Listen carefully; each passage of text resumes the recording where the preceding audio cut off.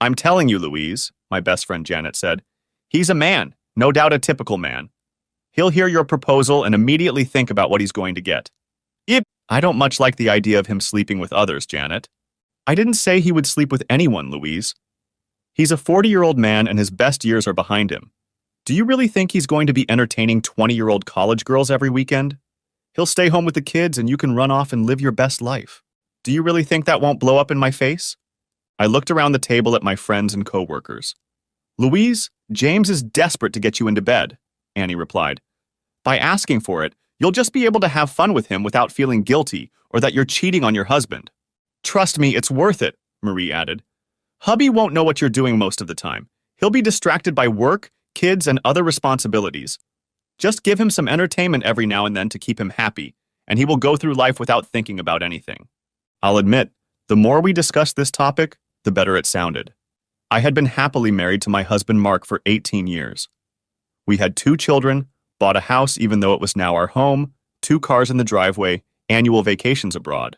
We both worked hard, lived poverty-free, and, for the most part, were happy. But recently, as I approached 40, I felt like something was missing. I wanted a thrill. Don't get me wrong, my husband still loved me with every fiber of his being. He's still a romantic at heart. We went on dates at least once every 2 weeks. We didn't party as often as we did in our 20s. My husband was still a handsome man, striving for success, successful at almost everything. I knew he was a catch, but I still felt bored, a sense that there was more to life. And that's when Janet started telling me about the possibilities. When the girls at my job also found out about my predicament, they too started talking about all the opportunities available.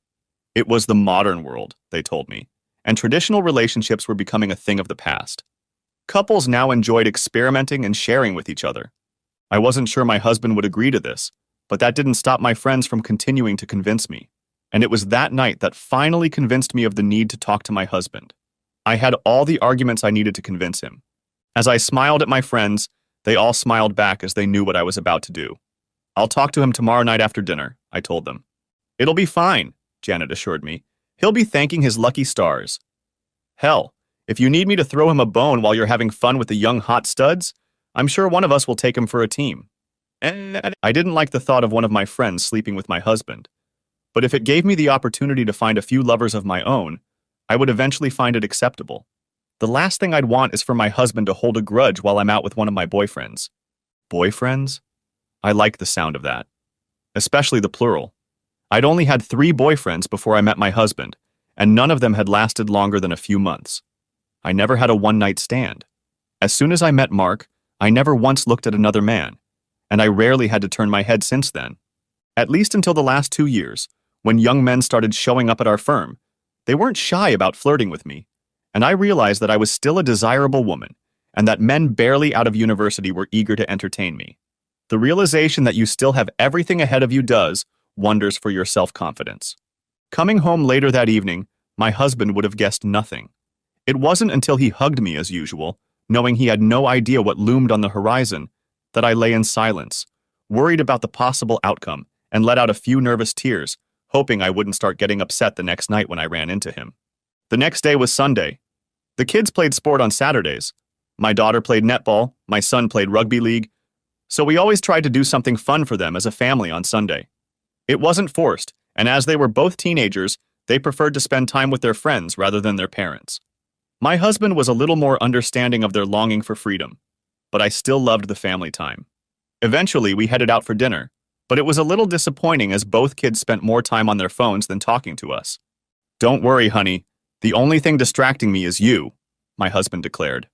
I was overcome with guilt as I knew what I would be demanding of him in a few hours. Dinner went as usual.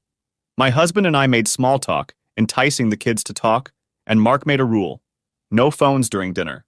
The kids complained at first, but I could see that they liked that their father took an interest in their lives, always willing to ask a question or give advice. When I cooked, he always cleaned up after himself, and one of the 2 children helped him every night. Children, you are dismissed. I need to talk to your father about something, and it's not for little ears, I told them. Are you having another child? Our daughter asked rather excitedly. No, nothing like that. I looked at my husband and saw curiosity written all over his face. It's just something important. He clearly didn't know what was going to happen next, but he pulled a bottle of wine out of the fridge anyway, poured us both a glass, and sat down across from me. He looked at me, but was silent. While my husband may have been an extrovert, the life and soul of the party, there was another side to his character. Quiet, thoughtful, and contemplative. He lived his life guided by many slogans, one of which stated, "Be silent, and you will be considered a fool. Speak up, and you will dispel all doubt." I sipped my glass for a couple minutes, getting my thoughts in order before clearing my throat. "Darling, are you happy?" "Happy with what, honey?" "Happy with everything? I mean our life?" "Of course. What have I got to complain about? I have a loving wife, 2 wonderful children, a terrific home and household. We live comfortably. Our careers are going strong. We have great friends and supportive families. I think we're doing better than a lot of other people." "I'm glad you think life is so wonderful, honey. And I do too. But I'm not on the same page with you. There's something missing. And to be blunt and completely honest, I'm bored." Mark was silent for at least a minute. Then he became thoughtful again. "You're bored?" Nodding at his words, he asked, "Our marriage? I love you, darling. Please don't doubt that, but I need more than what we have now. I need excitement. Am I not good enough as your husband? I mean, I know we're married already. It's not about what you do or don't do, Mark. It's about me and my wants and needs." Sipping wine from my glass again, I tensed. "I've been talking to friends and doing research. Traditional relationships are—" "Don't give me the so-called newfangled nonsense your friends are spouting, Louise," Mark said stiffly. "I don't want to be taken for a fool or a dumbass. Just spit out what you want from me." I knew he knew what I wanted from him. I finished the rest of the wine from my glass. "I want an open marriage, Mark. I want an open marriage and an open relationship." For the first time in as long as I can remember, he looked at me with anger. It wasn't really just anger. The eyes, which had held nothing but love almost from the moment we'd met, changed in an instant. His fingers clenched around the wine glass so tightly I thought he was going to break it. "Can you repeat that, please?" he asked in a low tone. "Just for clarification, Louise." "I want to open up our marriage so we can date other people. Just think about it, darling. Instead of sleeping with the same woman you've been with for almost 2 decades, you could go out looking for some younger woman or even women to have fun with." He was silent, but his gaze was almost nervous. His eyes barely blinked as he silently pondered. I rarely saw my husband in anger. I knew he had a temper when pressed. I'd heard him on the phone as he dragged his coworker over hot coals. And he'd gotten into trouble more than once when he'd played rugby league as a young man. "No way," he finally growled. "I don't know what you've been reading or who you've been talking to, although I can guess who's been filling your head with this nonsense, but we're not opening up our marriage. We made vows to each other, Louise, one of which I take very seriously. Do you remember what it is?" I ran through the vows in my head and realized which line he meant. "Renounce all others," I whispered. "Bingo. And I take that oath seriously." Ever since that day when we stood together before the gala, in front of our friends and family, and while I may have looked at a beautiful woman on occasion, I certainly didn't think about doing anything with her. And now I sit here wondering how seriously you took those same vows. My friends had prepared me for all the arguments he could throw at me. "Honey," he almost growled at my usual pet name. "Mark, I still take these vows seriously, but adjustments can be made over time. We can still love, honor, and cherish each other.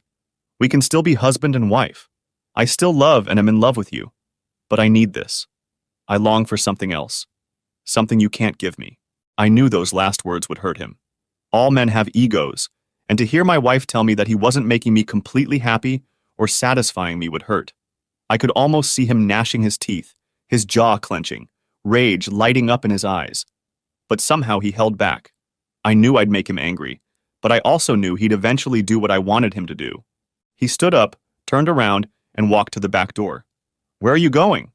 "To think," he replied. "My wife just told me she's unhappy and wants to have fun with other people. I don't really want to be around her right now. And I don't want to spend my time in the presence of whores." His voice broke as he disappeared, and it hurt me to hear him consider me with that word.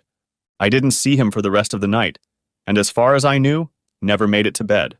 When I woke up the next morning, it was obvious that no one had slept on his side of the bed. Getting up, I took a quick shower in our bathroom before heading to work. I found our 2 kids in the kitchen at breakfast, but Mark was nowhere to be seen. Where's your dad? I asked. He left for work early, our daughter replied. Said he might be back late, our son added. For the first time in our marriage, he left without kissing me or saying goodbye. It was quite unpleasant. As soon as I got to work, I sent him a text to let him know I loved him. I didn't bother mentioning what we had discussed or what I had said to him the night before. It was simple, and I sent him the same message whenever I had time. I tried calling him during lunch, but the message went to voicemail. I left a short but sweet message assuring him that I loved my husband and that would never change. He would remain my husband, and we would grow old together, watching our children have children of their own. I wanted to think that he would listen to that and smile. At least I hoped so. That day, upon arriving home, I found no sign of my husband's car. Sometimes he would get home before me, but more often than not, by the time he walked through the door, I was already home and cooking dinner. I breathed a sigh of relief when he walked in the door, a little later than usual, but at least he was home. I was dreading getting the call that he was at some RSL club or nearby pub, drowning his sorrows and ready to put up a fight when he walked in the house. There was no kiss on arrival, just an inarticulate greeting, after which he would disappear back into the backyard again. My kids didn't seem to notice anything, sending our son after him when dinner was ready. He chatted with our kids as if nothing had happened, although my observation was that he barely uttered 2 words in my direction. When dinner was ready and they finished cleaning up, he asked the kids to go to their rooms to finish their homework, adding that he needed to talk to me. This time he didn't offer a glass of wine, sitting down across from me and hiding no anger or misery on his face. I was certain that he hadn't stopped thinking about it since our conversation the night before. I know you won't let it go, Louise, he stated after a few moments of silence. I know that one or many of your friends are filling your head with nonsense. I did my own research today on open relationships, swinging, polygamy, all that newfangled nonsense that women seem to be consuming with gusto these days. No wonder the divorce rate is just so damn high, and so many men don't want to get married these days. And yet I know that if I say no, you'll just end up cheating on me and proving you're a worthless whore. Either way, I'll end up on the losing end. He raised his hands in a sign of surrender. Okay, you win. You'll get your way. But before we agree to that, we'll need to set some damn rules. No men in our house? I wouldn't do that anyway. Our marital bed will always be sacred. Should lovers wear protection? Well, probably until they get tested for STDs. He didn't want to date or run into lovers? That should be easy enough. No fun between us if I've recently been with a lover? Well, I guess that meant less fun for him for a while. I hadn't even considered what he meant by the next sentence. From now on, I am no longer responsible for your romantic, emotional, and physical needs, Louise. Do you understand what I mean? Distracted by rude thoughts of possible lovers, I didn't understand what he meant and didn't take the time to comprehend. After all, he was still going to marry me. He was still in love with me. He was just proving what a wonderful husband he was by letting me have it. Besides, I knew it wouldn't last forever. I'd date, have fun for a year or two, no more, then I'd stop, and we'd go on with our lives as before. He stood up when he was done. The anger was gone. There was contempt in his gaze now, almost hatred. But I knew my husband well. There was pain in his eyes, and I knew it was my fault. But I remembered what my friends had told me. I needed to be selfish for once in my life. My husband was a grown man. Sure, his feelings were hurt for now, but he would get over it eventually. I guess I wasn't surprised that he didn't come to bed that night. I was ready to go downstairs and tell him to grow up, but when I was alone in the bedroom, I downloaded a couple dating apps. Found a couple fresh photos, created a new profile, told the guys I was married but didn't mind having fun, and just laid there waiting for the messages to come in. Then I called Janet. So how did it go? She asked excitedly. He agreed to it, Janet, but I don't think he's happy about it. The way he looked at me, that's just his wounded ego having to deal with the fact that you're about to have a great time. Trust me, Louise. Young men today are awesome, or maybe I'm just lucky. I know James at work is eager to be with me. I'll let him know tomorrow that I'll be free soon. Now it was time to be Louise again. Just Louise. For the rest of the week, it was cold at home. I'm sure the kids picked up on the fact that my husband hardly spoke to me, but if they did, they didn't say anything. I did my best to keep the peace.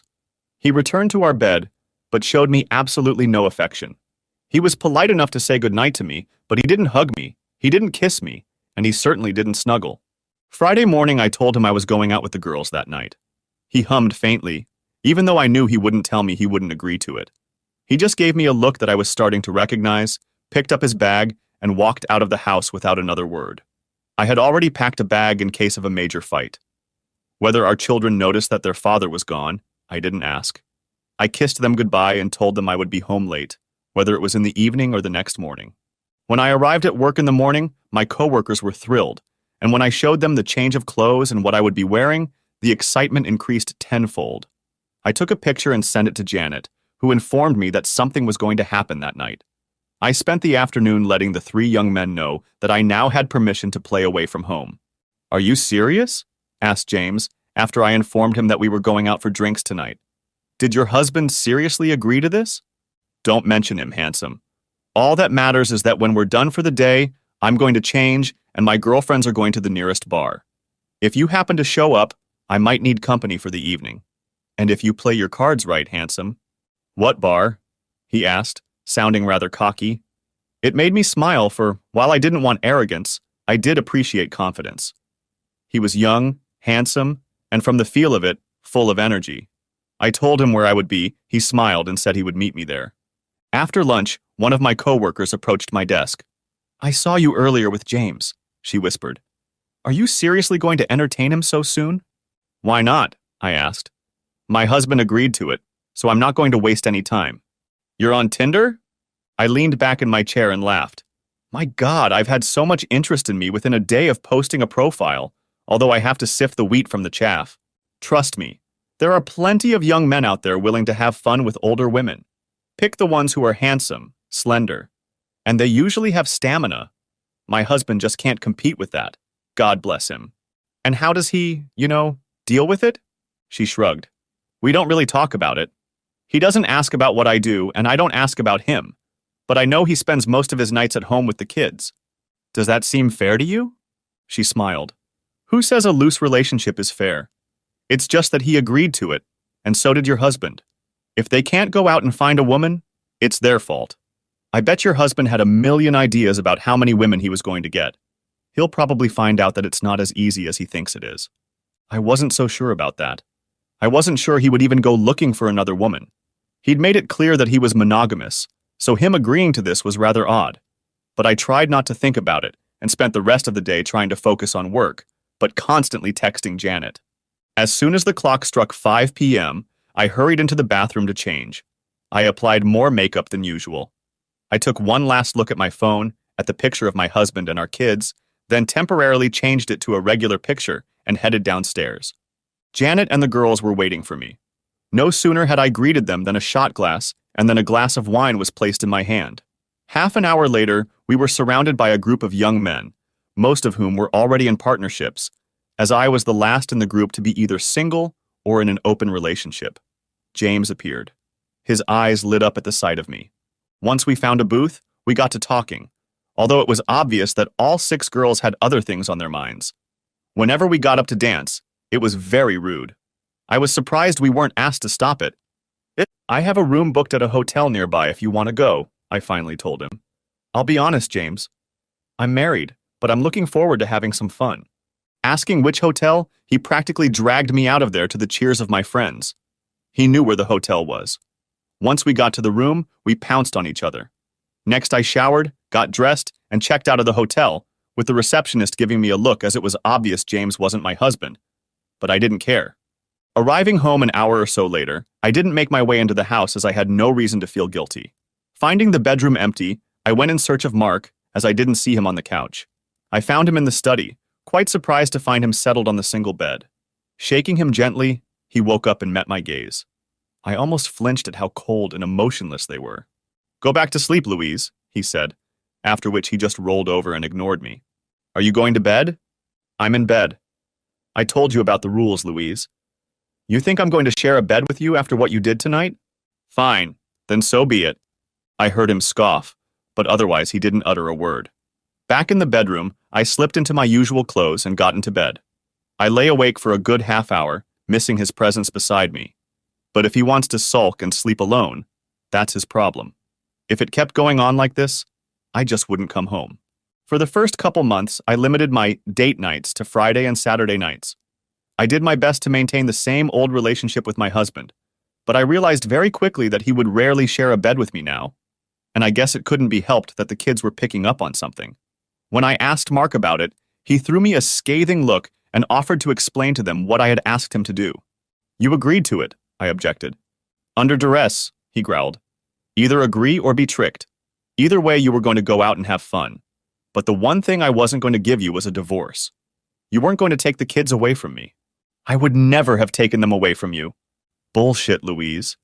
You've proven yourself wimpy since you made that request. All that matters to me now is that our children are not harmed by your behavior. And believe me, they know that. They're not blind.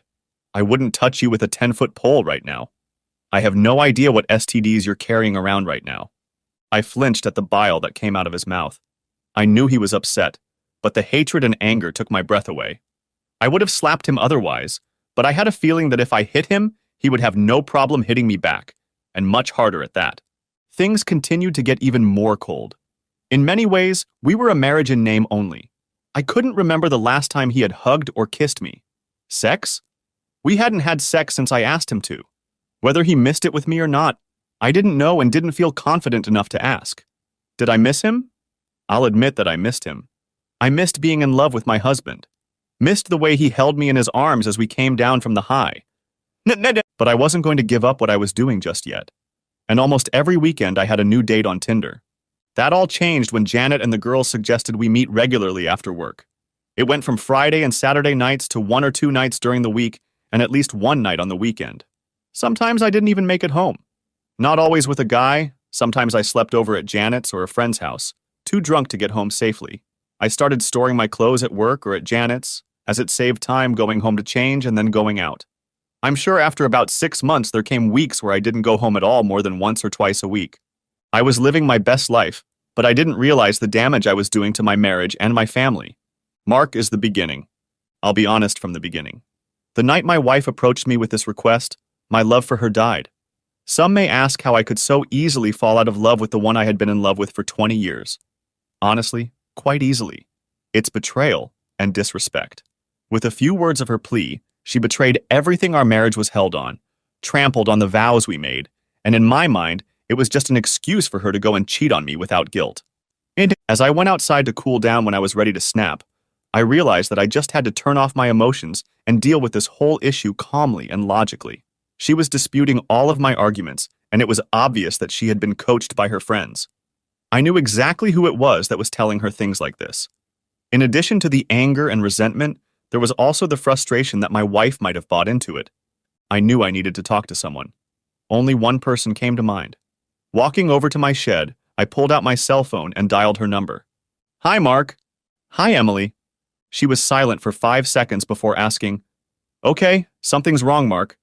We've been friends for 35 years, so don't think you can fool me. Everything poured out.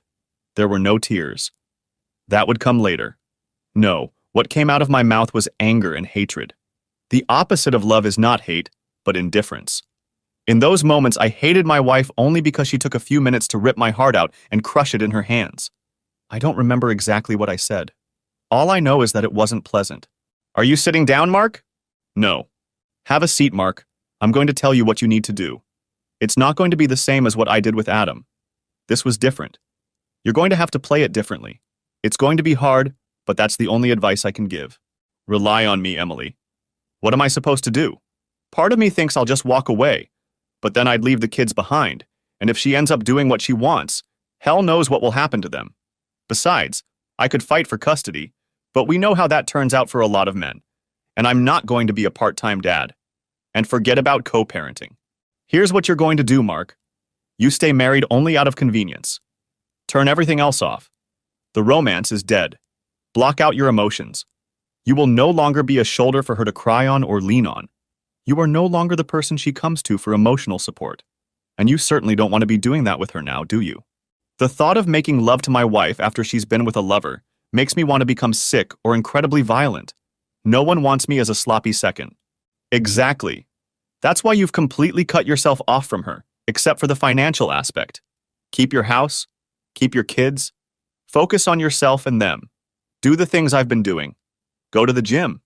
It's good for your body and your soul.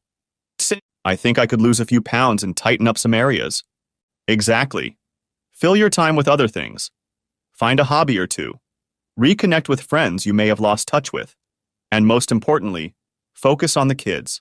Show that you are the parent who cares about them. Kids aren't stupid. They'll understand what's going on.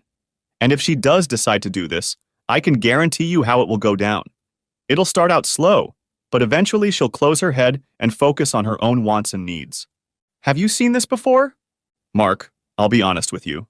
She'll probably end up having fun with a bunch of guys, but eventually she'll find one lover she'll probably fall in love with, and then she'll have to make a decision.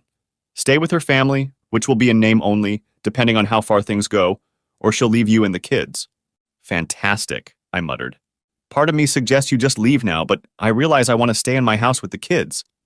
So do what I said. Go to the Greystone. What is that? It's used against abusive or manipulative people. Louise is obviously one of the latter. She has completely manipulated this situation to her advantage. The basics of the Greystone are that you show complete disinterest in her as a person and make any interaction with you unrewarding. Don't give her anything of yourself. It will be difficult and you will fail at times, but try to hide all emotional reactions and make everything you say short and direct. Will it work? More than likely, as I believe her request comes from disinterest in you and your family. Given how you feel right now, you don't want to have any emotional ties with her. Now you are under no obligation to share anything if that is what you want. The best idea is to reduce any conversations to the subject of your children, almost as if you've split up and become co-parents. I sighed, and she added quietly, "And I'm here for you, Mark. Always have been and always will be. Love you, Em. Love you too, big guy. It's hard right now. It always is when a relationship ends. I've seen a couple other men who put up with that shit. They're both divorced now. Focus on your kids and yourself. Things will work themselves out. Will you forgive her? No. We'll divorce eventually. I'll wait until our youngest is 18 if necessary. We'll live in the same apartment, but we're nothing more than neighbors now. That's a good way to think about it. Just don't do anything stupid. I won't, but I'll take the necessary steps to protect myself. There's nothing wrong with that, Mark. Where will you sleep tonight? Not in the marital bed, that's for sure. I'll be visiting you soon, Mark. You're going to need friends for what's ahead of you. Thanks, Em. One more thing, Mark. I know it's hard to think about, but you have to take advantage of it. Women will love you. You're successful. You're trim and handsome. You're a great father. So go out and find yourself some beautiful young women. Go on dates. I'm not sure. Just think about it, Mark. You deserve to be happy too. Going Greystone was hard, and I'd snapped at Louise more than once. Each time I berated myself for it, but in the end, she got exactly what she wanted. So what did she care? The first night, when she'd stayed over and was clearly having fun with someone else, had nearly killed me. Then, she had the nerve to come to my office and ask to join her in bed. I barely restrained myself from spewing out all the thoughts and feelings I had for her. When she left my office and went back to her bedroom, I realized that any residual love I might have felt for her died that night as she went about her business. I will always have some love for her as the mother of our children, but the passion I once had for her had completely faded away. I hardened my heart, preparing for the inevitable. Following Emily's advice, I focused on myself and the children. I resumed going to the gym, took long lunches, not wanting to go too early or late at night, hired a personal trainer for the first few weeks who devised a workout and diet plan. When Louise started coming home less and less often, I took over cooking for the kids and realized I wasn't really that bad in the kitchen. And it was something I could bond with my daughter over, as she loved helping me cook dinner in the evenings. When Louise started disappearing on weekends, I realized that I couldn't be in two places at the same time. My son and daughter were playing sports at about the same time. That's when I turned to my younger sister for help and realized I would have to explain what was going on. To say she ragged on me for putting up with it would be an understatement, although I told her it wasn't putting up with it. It was that I was doing it for my kids. She was humbled when I explained to her everything I was doing and finally asked, "You should just break it off and leave with Emily." Huh? She looked at me like I was an idiot. Honestly, she's the one you should have married. Before I could answer, she held up her hand. Yeah, I've heard all that before, about your friendship and not wanting to ruin it. But look where it's gotten you. The cheating whore wife. Do you even know where she is now? Best not to know, I muttered. One of the rules. When was the last time you did this? She shrugged and shook her head. Not in the mood? I don't want to talk about it. Mark, find a pretty girl and rock her world for one night. That's what Emily suggested.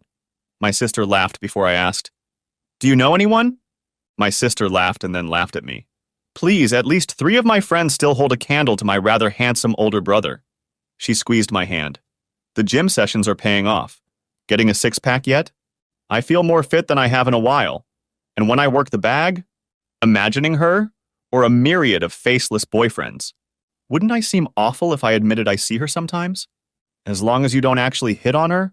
When was the last time you two talked to each other? Last week when she was home for dinner. The only topic I discuss with her is the kids.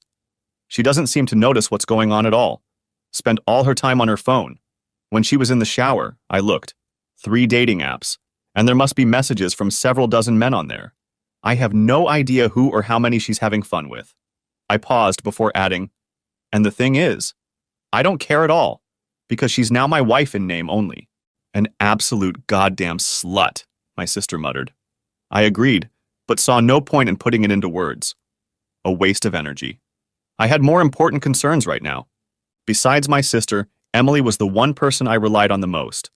The kids already adored Aunt Emily, but as their mother slowly faded from their lives, they began to appreciate when Emily was around, especially my daughter.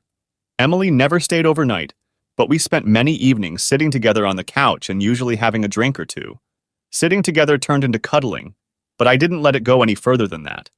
At least, not yet. Daddy, why do you put up with this? My daughter finally asked at dinner one night. My wife still managed to come home at least a couple times a week for dinner and still slept in the marital bed, probably not noticing that I had already moved most of my stuff out of it. Yeah, the kids at school tried to tease us about it, but we actually went along with what they called mom, my son added. I guess we're not the only kids of parents who are divorced or in weird relationships. Sighing to myself, I glanced at Emily. She threw me a reproachful look before I looked at my children again. Did your mom ever tell you about what was going on? Not really. Just said that things might change in the future, my daughter replied. Dad, we're not little kids. We know everything from the internet. Just tell us what's going on, my son stated. We certainly won't judge you. At least you're here.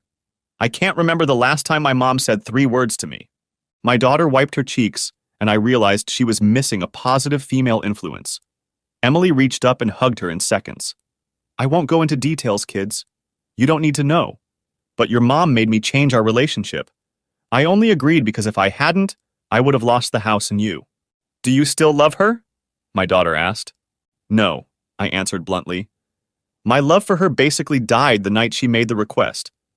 It died completely that night when she came home late for the first time after her first date with a man who is not her husband.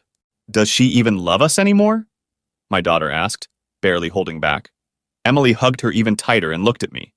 Of course she loves you, I replied, but I felt like I was lying to her. Funny way to show it, Dad, my son remarked wryly. Sighing, I realized it was partly my fault. Look, kids, all I can do is continue to be the father I've always been.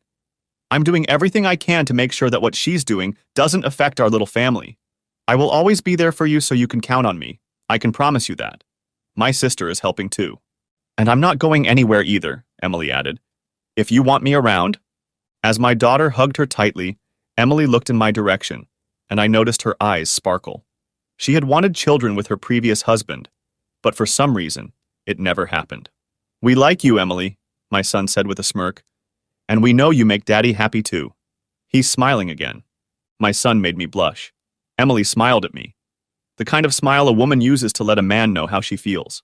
A few months passed rather quickly, and our lives changed. I built an addition to the house and turned it into my private area. It was a bedroom, office, and living space all in one. The kids loved it as we could all play together. When I worked from home, my kids enjoyed sitting on the couch and keeping me company. And when Emily came to visit, we had our own personal space while the kids were in the other living room. I rarely saw my wife, avoided her when she was home, and the only communication now was solely through texts. I had no idea what she did for a living and found that I didn't care at all. A portion of her paycheck still went into a joint account, so all bills were covered. I slowly began to remove her from my life so that she would no longer be a beneficiary in things like life insurance. This will only benefit my children. The same goes for probate, as I intended to be divorced by the time I died. Emily stayed the night with us, although we did not become intimate. But she would happily walk through the front door on Friday night and only leave when she was going to work on Monday morning. We even slept in the same bed. But she realized I wasn't ready. I still wore the ring, as although our marriage was a joke, I still considered myself married and a husband. Thankfully, Emily didn't pressure me or rush me. She liked to just hold me in her arms, whispering that she loved me and that she would wait as long as I needed. Honestly, she's a fool, she whispered one night. She has no idea what she's thrown away. And you still have to go on dates. I'm a patient woman, Mark. Louise. I confess that, having been let off the leash, I guess I went a little crazy. I had always been a faithful wife and mother, but I had given almost 20 years of my life to my family. It was time to live a little of my own life. I felt it was due to me for sacrificing so much. Yes, I can hear you now saying that my husband did the same thing. Well, he was in an open relationship too, and he could take advantage of that. Whether or not he takes advantage of it is up to him. The simple fact is, he agreed to it. He could have said no. And while we could have argued, I would have understood his reasons and agreed in the end. I might have been a little annoyed, but deep down I know I would never cheat on him. But like I said, I guess I did go a little crazy. Then there were the Tinder dates. Not all of them were successful, but there were plenty of young men ready and willing to take me to a hotel room. Time flew by quickly as I burned at both ends of the candle. Weekend hikes quickly turned into 1 or 2 nights a week. I didn't forget about my family. I made sure my portion of the bills were paid and kept in touch with the kids. I didn't get much socialization from my husband, and whenever I was home, he avoided me like the plague. When I had a quiet moment and thought about it, I remembered the last time we slept in the same bed or had a deep and meaningful conversation. And though I was determined to change that, I would soon be distracted by the suggestion that we go out for the evening. Then, it wasn't until I returned home to spend the weekend with my kids and maybe even my husband that I realized how much had changed and how much I had actually missed out on in the last few months of getting what I wanted. Knowing that my husband wasn't happy with me, I usually kept to the living room, kitchen, and bedroom because trying to talk to him was like talking to a brick wall. The only topic he discussed was our children. The state of our marriage? He just looked at me like I was a complete idiot. Even so, I missed him. I missed our kids. Part of me wanted to quietly end it all, but there was also a part of me that was having too much fun to end it all. There were too many young men who were interested in a woman my age. "Hi!" I exclaimed as I walked through the front door. "I'm home!" The lights were on, but no one called my name. Dropping my purse on a chair, I walked to the kitchen where I found my husband and 2 children sitting down to dinner. The surprise was that Emily was there. I knew her well, as she had been friends with my husband since they were children. As I approached my husband, I stopped, meeting his gaze. I knew he was still not happy, but figured his feelings must have thawed. I quickly realized that wasn't the case. In fact, he was looking at me like I was nothing more than dirt on his shoe. "What are you doing here?" our daughter finally asked. Her tone spoke volumes. "What do you mean?" "I'm here to spend time with my family." She scoffed at that suggestion, meeting my eyes and smirking as if she knew something I didn't. As for our son, he looked at me, practically grinning, and then turned and addressed Emily. "Is there room for me?" I asked my husband. "No," he replied. That was all he said, his voice expressing no emotion. Then I looked around and noticed the change. When I returned to the living room, it looked more like a museum than a place to live. The kitchen had been painted, and the pictures that once hung on the walls had been removed. Looking closer, I discovered that there are no pictures of my husband and me. There are a couple of us with our children, but our wedding photo that once held a place of honor is no longer there. Looking around our bedroom, I realized that my husband hadn't used this room in a while. Back in the kitchen, I noticed a significant difference. Distracted by everything else that was going on in my life, I just didn't pay attention to it. Walking over to the double doors, I opened them and saw what appeared to be a huge living space with a sleeping area, a couple of nice couches, and a large entertainment area. "What is this?" I asked. "My part of the house," Mark replied. Again, there was nothing special in his tone, just a statement of fact. "And why did you build it? Why didn't you tell me?" He just looked at me, remaining silent, but his eyes spoke volumes. I glanced at my kids and they both smirked. The only one who remained silent, not giving anything away, was Emily. But I noticed she was holding his hand under the table. "Why are you here, Mom?" our daughter finally asked. "Aren't you supposed to be on a date with one of your boyfriends?" I turned to my husband. "Do they know? Did you tell the kids about our arrangement? They've been asking where you've been all these months." I told them, I'm not going to lie to our kids to cover for you. It was your decision. You've hardly been home for a couple months anyway, our son added. I'm surprised you're even here. Why are you here? Our daughter asked again. We were having a nice dinner until you showed up and made it awkward. I looked at my husband. Are you going to fix our kids' attitudes, Mark? No, he answered without even looking in my direction, turning to look at Emily, who was silent but clearly watching with interest. Our kids are teenagers and entitled to their opinions. Do you even know how old they are? You missed my birthday, our daughter declared. And you missed my team playing and winning the grand final, our son added. They finished eating and Emily, without saying a word, stood up and motioned for them to go to the other room so I could talk to my husband. I'm pretty sure I stood there opening and closing my mouth as Mark got up and pulled a beer out of the fridge. Leaning his back against the counter, he sipped his beer for a minute or two before he finally asked, Why are you here, Louise? I wanted to spend time with my family this weekend. My kids and my husband. He looked away for a few seconds, then nodded. Good luck with that. I'm busy tonight and this weekend. As for the kids, well, you can always ask them. I was hoping. He stopped and turned to face me. Remember the agreements, Louise. I have no idea what you're doing now, and I don't care anymore. I didn't care the day you made me agree to this. But you can try to talk to our kids if you want. But I wouldn't hold my breath. After 5 minutes of talking to both of them, I realized that neither of them wanted anything to do with me this evening or weekend. Sighing in defeat, I went back to the bedroom and felt alone in my own house. Okay, I muttered. If that's the way it is, I can just leave. I'll see you later. Probably not, our daughter replied sarcastically. I grabbed my bag and hurried out of the house into my car. Slamming the door, I slammed my palms on the steering wheel a few times, feeling utterly stupid and unable to stop the tears that flowed as I found myself blaming everything on my husband, until I remembered the look in his eyes the night I'd approached him with my request, and the same eyes the night I'd come home from our first date. But it was the look in his eyes that night that had chilled me. There was absolutely nothing for me now. No love. But there was no hate either. Just total indifference. I was almost a stranger to him now. As I leaned back in my seat, I could only wonder if I had ruined everything that really mattered to me. Had he been right in the first place? Had my girlfriends really steered me down the garden path? Maybe their husbands would have tolerated such an arrangement, but Mark had always been a proud man. Then I remembered part of our agreement, and everything suddenly made sense, making me cry even harder.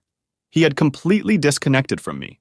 According to him, we were only married out of convenience, and I suddenly doubted we would ever go back to the way things were. I knew I couldn't go to my friends because, frankly, I would end up blaming them for the collapse of my marriage. Wheeling aimlessly around town, I eventually parked at a bar I knew well. Once inside, I sat down and ordered a drink, which soon turned into 2 and 3 as I struggled to hold back tears. Is this seat taken? A kind voice asked, and I saw the man looking at me. No, it's not taken, I replied, snorting a couple times. Though I'm not sure I'd be good company. Maybe you need some company. It's not nice to see a woman sitting alone, looking lonely and frustrated. He sat back in his chair, bought himself a drink, and offered to buy me a drink. As soon as the glass was in front of me, he raised his glass to clink. Need someone else's ear to talk about it? I'm not sure you'd want to hear my story. Is it that bad? The more I sit here and think about it, the more I wonder if I've ruined everything. He held out his hand. I'm Tom. And you are? Looking at his hand, I finally took it. I'm Louise. And now we're no longer strangers. I am now a friendly ear. And a beautiful woman like you crying alone in a bar suggests that something or someone has broken your heart. Are you sure you want to hear about this? I'm in no hurry to go anywhere. Taking a deep breath, I turned to him and looked at him carefully. I thought he was incredibly handsome, but unlike all my other lovers, he was older than me, perhaps even closer to 50. I told him in general terms what was going on, and except for 1 or 2 questions, he usually just nodded his head in understanding. When I finished my story, he ordered another drink for us. I suppose the question is about wanting to maintain a relationship, Louise. Honestly, I can do that at the moment, as I'm not sure my husband will ever find it in himself to get our relationship back on track. He's just angry with me all the time. But he agreed to it, hasn't discussed it with you since, and just lets his anger and resentment build up. How can you fix anything if he won't talk to you?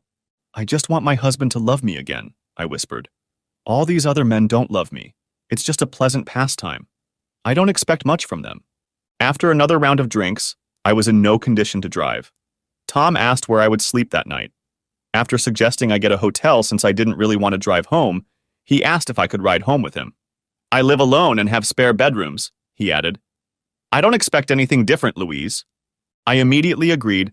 Tom called a cab to pick us up, and I headed to my car to grab the overnight bag I always carried with me. He lived on the opposite end of town from where I lived with my family. Taking me inside, he showed me around first, including the bedroom I would call my own that night. Asking if I wanted a nightcap, I agreed, and we had a glass of something strong while sitting next to each other on the couch. You're a beautiful woman, Louise, he said softly, putting his hand on my thigh. Did you ever think that instead of numerous lovers, you'd find one or two that would make you feel as special as you deserve? I don't want to fall in love with someone else, I replied softly. You know you can love more than one person, he replied. I met his gaze and couldn't help but smile, for he was very handsome. The best part was that he was nothing like my husband. I'm not going to tell you how to live your life, Louise. You know almost nothing about me. Waking up the next morning, I put on spare clothes and met him in the kitchen. After greeting me with a kiss on the cheek, we ate breakfast at the counter, getting to know each other. What I in no way expected to hear was that he was in the same relationship as me. I'm always honest with any woman I meet. I don't wear a wedding ring when my wife isn't with me because it's usually annoying, but I always tell the woman before we sleep together. My wife lives elsewhere and we only see each other once a month. Do you have children? They're grown and moved away from home where they go to school. The rest of the time they live with my wife. Do you have many mistresses? In the early days of our open relationship, I, by my own admission, slept with any woman who showed the slightest interest in me. Now that I'm older and wiser, I prefer to have a real relationship. Sipping his coffee, he finally asked, What are your plans for the weekend, Louise? I don't have any at the moment. Would you like to spend them with me? He leaned forward and took my hand. You are an attractive woman, Louise, and I confess that I sat next to you last night for 2 reasons. The first is that I saw a beautiful woman who was incredibly upset, and I wanted to comfort her. The second reason is that I wanted to get to know this beautiful woman better and generally hoped she would take an interest in me in return. I squeezed his hand in return and felt a smile appear on my face. I think you've come to the right place, Tom. I'd love to spend the weekend with you. The thought never left me that Tom was what we would call well-to-do. The house he lived in must have cost a fortune. His luxury car was something my husband and I could never afford, even with 2 paychecks. And after our day together, the restaurant he took me to was one of the best in town, and it was obvious he was trying to set me up for wine and dinner. Afterward, he asked me to dance, and I probably didn't surprise him too much by kissing him first. It made him smile looking into my eyes. We danced until late in the evening, until he asked if I was ready to go. He held my hand until we were in the back of the cab, and I snuggled up against him and his arm wrapped around me in return. Arriving home after midnight, he offered me a drink while I took off my shoes and waited for him in the living room. We sipped our drinks, talking quietly, and then I made up my mind and leaned in to kiss him. We ended up in his bedroom. Sunday at breakfast, Tom gave me a thought. My marriage to my husband would be difficult. He explained where I was wrong. He and his wife didn't force things. They were spending more time living apart, so opening up the marriage made sense in a way. I surprised my husband with a request and then practically forced him to say yes. Although the relationship would be difficult, he insisted that I do everything I could to repair the damaged relationship with my children. At first, our children didn't understand, especially when I moved my business elsewhere, and that meant I would only visit them occasionally. However, I only did this when they were old enough. It sounds like your children were told about the situation, so now it's up to you to figure out how it works. He took my hand and smiled. And do your best to mend your relationship with Mark. He seems like a good man. He's a wonderful man. Almost as wonderful as your wife. I love my wife and plan to retire with her sooner rather than later. The day I come home will be the day this all ends. What does she think? She misses her husband, but I also know that she keeps 2 lovers while I'm not around. When I'm around, all her attention is focused on me. I do the same when she visits me here. Things seem to be working out for you two? Not without problems, but we make sure there's no jealousy or resentment. I spent most of the afternoon with him before he drove me back to the bar where my car was parked. When he put his arm around me, I couldn't help but sigh. Maybe I was going about this all wrong. A one-night stand is fun for a while, but emotionally he was leaving a void in me. And now I had somehow found a decent, good-hearted man who was interested in me. Hell, He'd even given me advice that sounded like solid advice on how it might work in my own marriage. All you can do is keep in touch with your husband. Do your best to do that, he said. But the most important thing right now is your children. Do everything you can to rebuild that relationship. I'll do my best. When can we see each other again? As soon as you want to. Like I said, I'm not seeing anyone else and I don't plan to. But I need your promise that you won't be jealous if I meet someone else. I can get myself another semi-permanent boyfriend. He laughed, and I was surprised at how much I liked the sound. Now you're thinking right, Louise. You've had your fun, and that's perfectly fine. But I think you've now realized that you need something more serious, perhaps more permanent, perhaps lovers who will focus on the first 4 letters of the word. I hugged him tightly. I'll call you soon, I said. I'm looking forward to it, Louise. I watched him drive away before getting into my car. Taking a deep breath, I slowly drove home, going over in my head what I should do and say to my family. On the way, I stopped to pick up most of my things from my friends. Janet was intrigued, and I told her that I was going to stop the constant weeknight outings, that I was done with the meaningless fun, that if I was going to do this, I needed a real relationship. Janet seemed ready to argue, but I hugged her, letting her know that she was still my best friend, and I loved her. Good luck, she told me at the front door. By the time I entered the house, it was late evening. Going upstairs, I gathered my clothes and headed into the kitchen. I heard a noise coming from the other end of the house, from the door to my husband's room. I had to stop and hold back my sobs as the phrase rang through my head. My husband had taken every possible step to separate our lives, except for actually finalizing the divorce. Our son, Matthew, played on a console that looked like a video game console, and the new TV was huge, mounted to the wall. Our daughter, Zara, was happily studying next to her brother, oblivious to the noise of the gaming system. If you looked out the windows, my husband was standing on the new terrace, hugging a woman. And it didn't look like Emily. Clearing his throat, Matthew looked in my direction and was surprised to see me. Facing his sister, she pulled her headphones out of her ears, ready to yell at him, but he gestured at me. Walking over to the kids, I sat down on my knees between them, taking their hands in mine. Before I could stop myself, I felt tears rolling down my cheeks. Please don't ever doubt that I am your mother, and I love you, I managed to say. I know you know everything, and I'm sorry I missed some things. I promise I will behave better from now on. My son had always been closer to me than my daughter. When his lower lip began to quiver, I turned to hug him tightly. I don't understand, Mom, he finally said. Why are you gone all the time? It broke my heart, and part of me realized that I should have stopped then and there. I'm sorry, baby. I didn't mean it. I miss you, that's all. I'll try to be better from now on.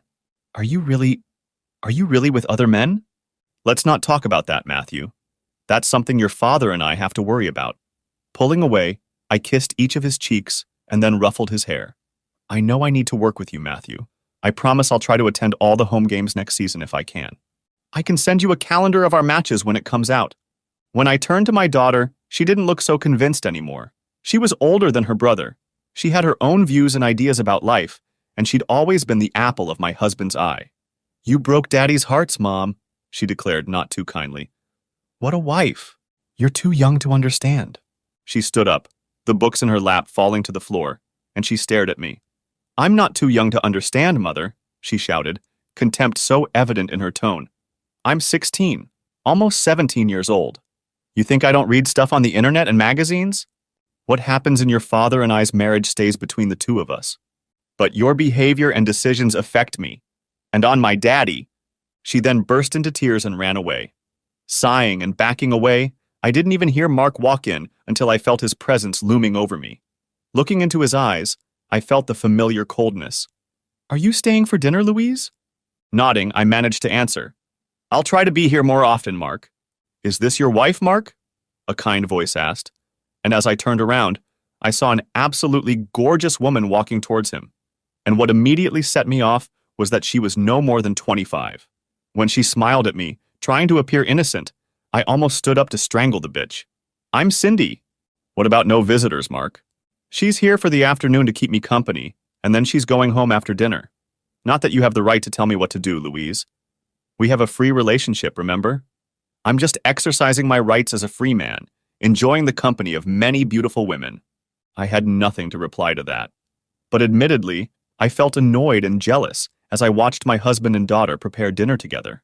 Cindy sipped wine from her glass, watching with a smile on her face, and I read her gaze as she watched my husband. As for my daughter, she had always been close to her father, but it felt like they had gotten even closer in the last few months. But he was gracious enough to secure a seat for me at the table, even though I sat on the other end from him, seating me closest to my son, who, though clearly upset with me, at least struck up a conversation with me. Mark didn't say a word to me, continuing his conversation with Cindy and Zara. My presence was simply ignored. However, he didn't lie. An hour after finishing dinner and cleaning up, he walked Cindy to her car. He waved and waited until her car was out of sight, then walked out the front door. "Mark," I said quietly. He stopped and looked at me, this time without anger. Nor was there the coldness I'd come to expect. He wasn't smiling, but I could sense that my husband was happy. "Can we talk, Mark?" He sighed and ran his hand over his face. "About what, Louise?" he finally asked back, and there was a weariness in his tone that I hadn't expected. "About us, Mark. I'm still your wife. You're still my husband. I still love you. I never wanted any of this to happen." I thought he was going to explode with rage again, as I noticed his fists clenching more than once. Finally, he walked over to one of the chairs and sat down. "You wanted an open relationship, Louise. I accepted your demands. You accepted my demands. When was the last time we slept in the same bed? Didn't share a bed with my wife after she dated other men. Remember what I said. No emotional support, no physical support, no love and affection. If you want all that, find someone else. This is what you wanted, Louise. I never wanted my wife to leave to be with someone else. I was happily married. Now I'm married in name only, as far as I'm concerned." "Who is she?" I had to ask. "You brought another woman into our home." "We never did anything here," he stated bluntly. "And who she is none of your business. I don't care who you're with, and who I'm with is none of your business." He stood up and looked at me, almost with pity in his eyes. "Everything that has happened is a consequence of your decisions, Louise. I warned you of what would happen. I have many idioms I can think of about all of this. Perhaps one of them is, be careful what you wish for. You got what you wanted from me, but you didn't care about how it would affect everyone in our family." I was watching TV in the living room when my son appeared in the doorway. He looked a little unsure until I patted the empty seat next to me. I couldn't help but smile at how tall he already was, and turned to lean against him when he finally sat down. "Do you miss your mom?" "Yeah." I knew I wouldn't be sleeping with my husband this night. Matthew went to bed at a reasonable time. Turning off the lights throughout the house, I walked over to the double doors that led to Mark's part of the house. One of the doors was closed, the other left ajar. He was lying on the couch with our daughter pressed against him, his arms around her, and I could see her body trembling. It was obvious she was crying, and I knew I was the cause of it. If I walked in, I knew things would get ugly, and words would fly that couldn't be taken back. Sighing, I quietly closed the door and headed for my bedroom. There was no point in calling it our bedroom anymore. I wasn't sure my husband would ever return to it. Mark. I took Emily's advice to heart and decided that if my wife could go out and have fun, there was nothing stopping me from doing the same. And I realized very quickly that there were a lot of young women who would be interested in a 40-year-old man who was successful in his business, had his own house and car, had raised a couple of good kids, and, I thought, was somewhat good-looking. Friends and coworkers set me up with girls and women they knew pretty quickly. I didn't want to date anyone too young. Cindy was 25, and she was so cute, I couldn't say no to her. Charlotte was 28, a high-flying career woman who craved love and companionship, but only on her own terms and in her own time. Melissa was in her early 30s, worked as a lawyer for a company we did regular business with, and was an absolute dynamo in bed, doing things for me that my wife had long since stopped doing or never did for me. And then there was Jessica. Don't shoot me, but she's only 21 years old, even though she's the daughter of a female coworker. Both were aware of my situation. Jessica had had her heart broken by some pretty shitty boyfriends, so after explaining the situation, Jessica happily agreed to be one of my friends. "I'm partial to handsome older men," she told me during our first date. "Mark, can I be honest about one thing?" "Sure." "Your wife is a goddamn idiot." "You're not my only girlfriend who says that. The only thing that surprises me is that it somehow works. I don't mean with my wife. I mean between me and you and the rest of you. Oh, I'm jealous when I know you're seeing someone else. But I went into this arrangement with my eyes wide open, realizing that it wasn't forever. but that I would be spending time with someone who would make me feel special every time we were together. Besides, we all know about Emily and her due date. I was told she extended it. Yeah, she said I now have a year to have fun. No. Did you ever think she was afraid to make the move to be with you permanently? All the time. The thing is, we're very much in love. Pretty much our whole lives. But our love has always been platonic. So what you're saying is that you really need to take her to bed, make love to her like no one else, so that she realizes that deep down, you both need to be together. How can you be so young and yet so wise? She clapped me playfully on the shoulder. All your girlfriends say it's a good idea. And we all love Emily so much. She's too charming and understanding. We all agree that you two are right for each other. Sighing, Jessica clung to me even tighter. Don't feel guilty because it's not just up to you, Mark. Sometimes a woman just has to let you know she wants you more than anything else in the world.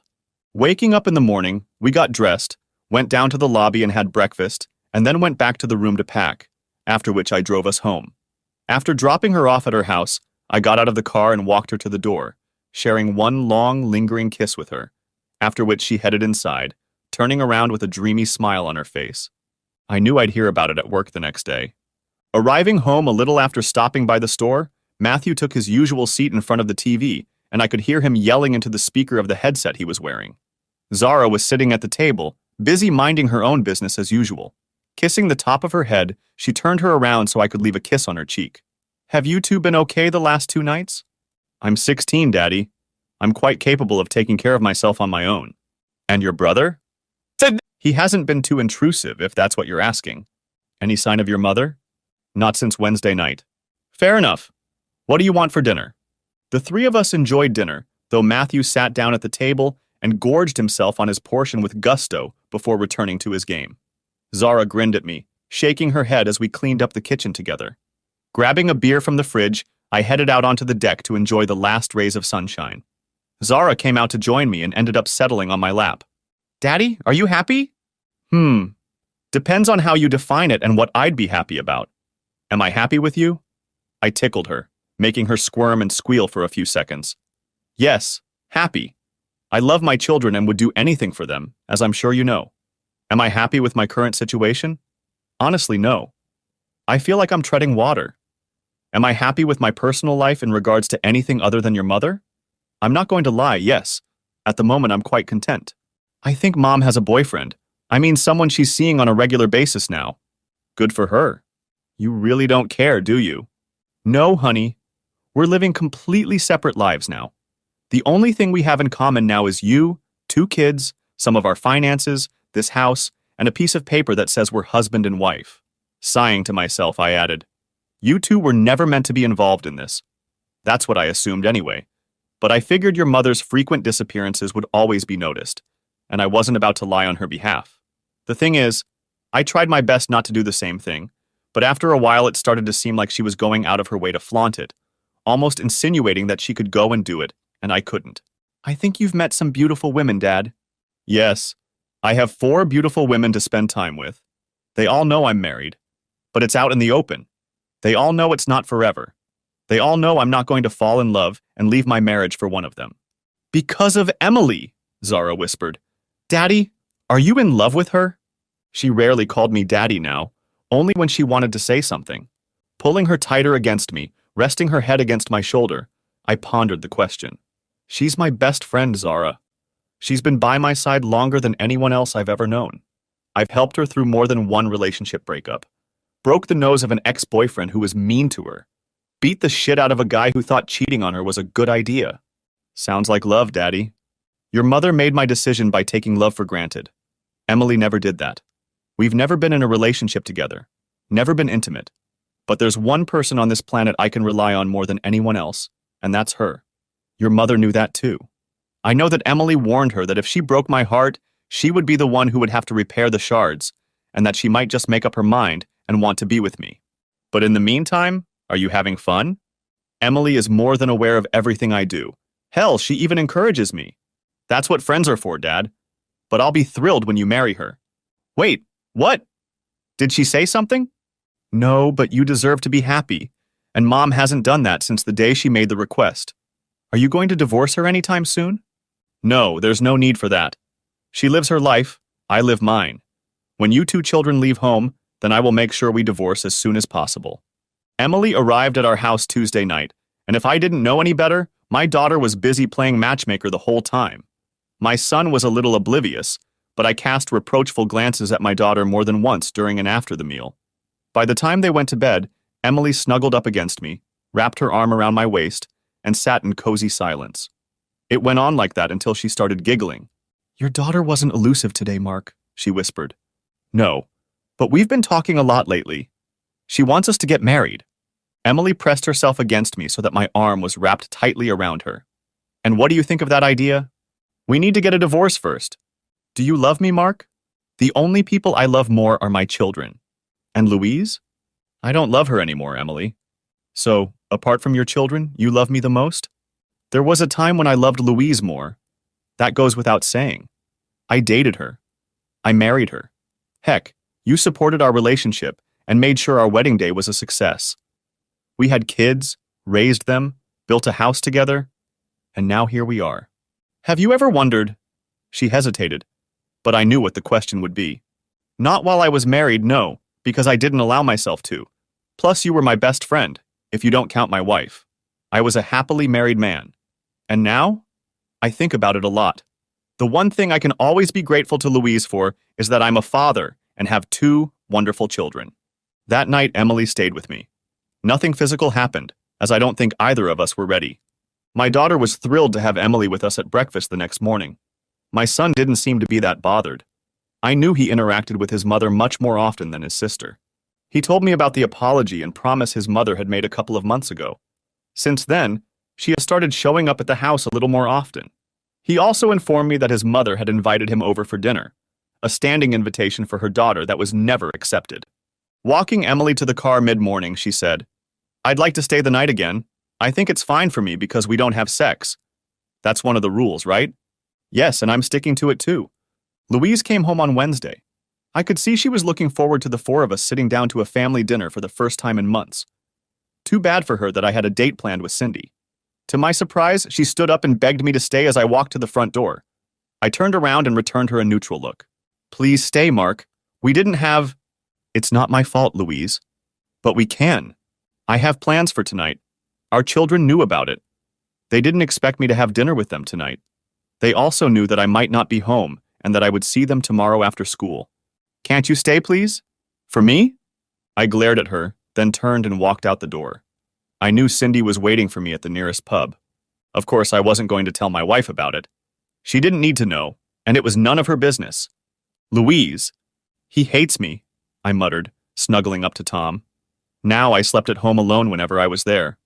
I enjoyed these moments with Tom, usually up to 3 times a week. I hadn't found a second steady lover yet, but I wasn't sleeping as often anymore. I think it's over, Tom. Do you have any idea what he's doing? I couldn't hold back the chuckle that escaped me. Oh, my daughter takes great pleasure in telling me about all the women he apparently dates, and she bluntly told me that she hopes he divorces me and marries Emily. To his best friend? Yes. And these other women? They've been visiting the house since Mark likes to cook them dinner. Apparently, he's become quite good in the kitchen. He used to cook for me, but our daughter... I take it she's not happy with you? Frankly, I think she takes great pleasure in the collapse of our marriage. She blames me for everything. Daddy's little girl? I waited a few seconds to get my emotions under control. I broke his heart, Tom. He's completely shut me out, but our daughter obviously knows what he's thinking and feeling. So what are you going to do? To be honest, I think my daughter is right. I don't know how I'm going to save our marriage because Mark still won't sit down and talk to me. The only thing he and I talk about is either the kids or something to do with our finances.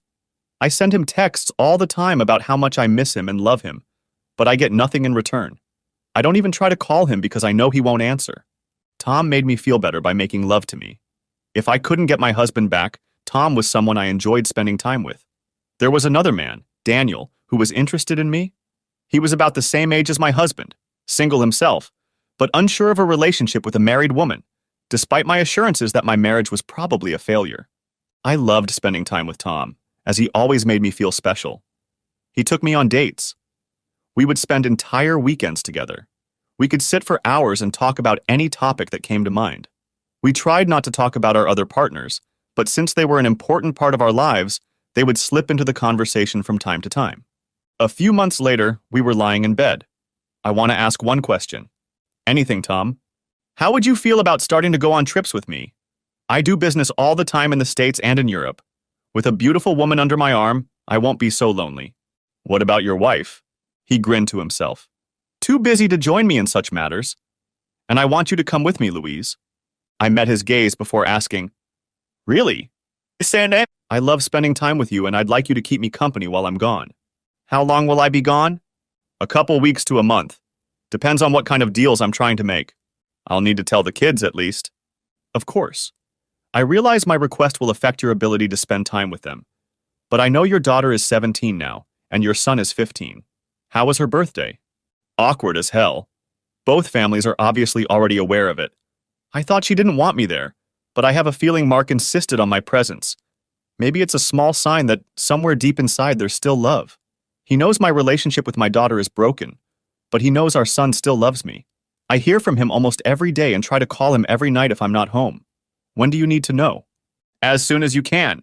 I'm leaving for the States on Thursday. On Monday, coming home, we found no sign of any other guests. Mark was preparing dinner with Zara, and both looked in my direction when I appeared in the doorway. Are you here for dinner? Asked Mark. Yes, do you mind? Of course. It's still your house, Louise. I almost cried. It was probably the nicest thing he'd said to me since the day I'd approached him with this request. Matthew noticed me from his spot on the couch in my father's room, came out and hugged me. I almost gasped, for he was still growing taller. Soon he would be as tall as his father, though not quite wide yet. For the first time ever, the four of us sat down to dinner. We didn't talk much, but I couldn't stop smiling as I looked at my husband. I would call him that until the day we divorced, and part of me still hoped that we would somehow manage to save our marriage. When dinner was finished, Mark served dessert. Just ice cream with chocolate sauce, but everyone at the table relaxed. I knew I would ruin the mood with my words. Mark, I know you don't want to hear anything about my business, but Tom has made a request of me, and it is that I won't be around for a couple weeks to a month. If it affects our children, I'll hear, Louise. He is a businessman, and he has asked me to accompany him on business trips in the future. His wife lives elsewhere and doesn't want to go, so he asked if I wanted to go with him. It means I won't be here as often as I'd like, but it's okay, Mom, Matthew said. Where will you go? He mentioned traveling to the United States and Europe. Zara said nothing and kept an impassive expression on her face. I figured she didn't care one way or the other. Then I looked at Mark.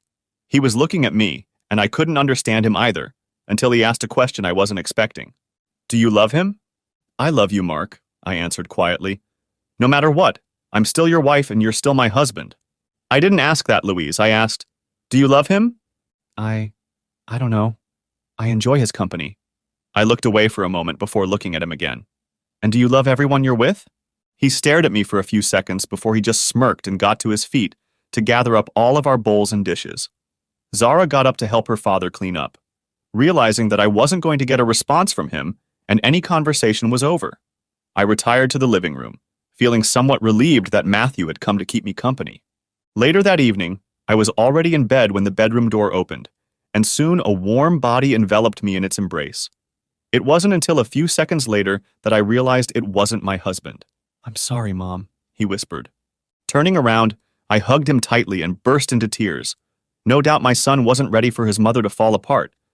But he stroked my back and whispered that I was his mother, and that he loved me no matter what. That made me feel better, and I snuggled up to him. Thank you, baby, I whispered. I spent the next 2 nights at home before heading out with Tom on our first trip together. Mark and Zara were as polite as they could be, but otherwise ignored my presence unless they were in the same room. Matthew was quite affectionate, seeming to realize that I was feeling rather lonely. I knew he wasn't offended by his father or sister realizing what was going on, so I did my best to explain things to him. Dad always insisted that we should keep in touch with you, he told me, and that made me smile. He may not have loved me, but he knew I would always love our children. I had already made arrangements at work to work remotely while I was away, so I packed my things Thursday morning for Tom to pick me up from home. When I got downstairs, Mark had already left for work, and only the kids were still sitting at the table eating breakfast before heading off to university and school. Zara barely said 2 words to me, which I expected and tried to ignore.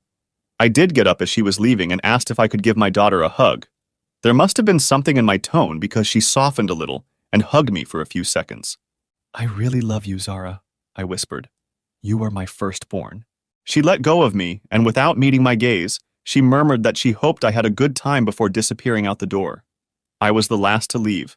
Matthew hugged me, asked me to take lots of pictures if I was sightseeing, and only then walked out the door. A few minutes later, Tom came to pick me up. Over the next few months, I went away with Tom more often than I expected. We traveled to North and South America, parts of Asia, and spent a lot of time in Europe. While he was working, we did some sightseeing, and he also made sure that I hardly had to pay for anything. I was always introduced as his partner or girlfriend. Whether the people we dated knew he had a wife, I didn't know and certainly didn't ask. I also knew I had a crush on him. He was incredibly romantic and generous. One day while I was away, I was checking social media and realized what I had been missing otherwise. Mark didn't block me and used them primarily to let his family and friends know what he was up to. When a news story came out about him taking the kids away on vacation to New Zealand, I didn't know whether to be angry or upset. Most of the pictures showed the kids having a great time. Mark never once mentioned it to me when I was home. Neither did either of the kids. The fact that Matthew didn't mention it hurt me the most. I didn't miss the fact that Emily showed up in a lot of the pictures too. After lunch, Tom came back to our room and found me crying on the bed. He didn't ask what was wrong, but just joined me, taking off his shoes and hugging me. Taking my phone, he checked to see what had me so upset and then kissed me. I feel like I should take some of the blame, he said. You're spending a lot of time with me right now. I just feel like I'm already divorced and he's just dealing with the kids on his own time. Maybe you want to stop traveling with me for a while? Maybe we could, I don't know, spend some time at home and you could get to know the kids? Are you sure about that, Louise? I met his gaze as he smiled at me. I'm just asking because... He sighed and kissed my forehead. I really love you, Louise. That made me smile. We had expressed our love for each other on our first trip. But I still love my wife and I can't imagine a time when I will leave her. Introducing your children to me would be... I'm not sure, to be honest. I wouldn't want to inflate expectations. After coming home a week later, I tried to spend as much time in our house as possible, as well as socializing with Tom. Trying to corner Mark was quite difficult as he always seemed to know where I was. But one evening when he was home alone, I did get through to him. You've gone to New Zealand with the kids, I asked. Why? I decided to give our kids a vacation. They haven't gone on vacation in years. Why did you exclude me? Because you were with your boyfriend at the time, he replied with a shrug. I would have canceled. He turned to look at me. I'm not going to pretend to be a happy family to fulfill your needs, Louise. I wanted to take our children on vacation. You're too busy jetting around the world with your boyfriend. And it just so happens that Emily came with you? Emily is my best friend. She's been my anchor and support from day one of this bullshit arrangement you insisted on. I invited her over for company while the kids had fun. What about Christmas? What about it? Are you planning anything? Am I going to be involved? That's entirely up to you, Louise. Mark, if you just talk to me. His eyes turned to ice as he stared at me, and I knew his body language well. He was on the verge of exploding. I had never made my husband angry until the night he was asked. Sure, maybe I was constantly annoying him about little things, but anger? He had never once raised his voice in my direction, even for a second. We have nothing to talk about from the night you made your request, and the next night when I was practically forced to agree. You've made your thoughts and feelings about our marriage perfectly clear, Louise. I miss you, Mark. I want my husband to be with me. I can't remember the last time we did anything together. I can't remember the last time we shared a bed and made love. And it's your fault, Louise. I refuse to sleep and be intimate with a wife who wants to share herself with other men. But you agreed to it.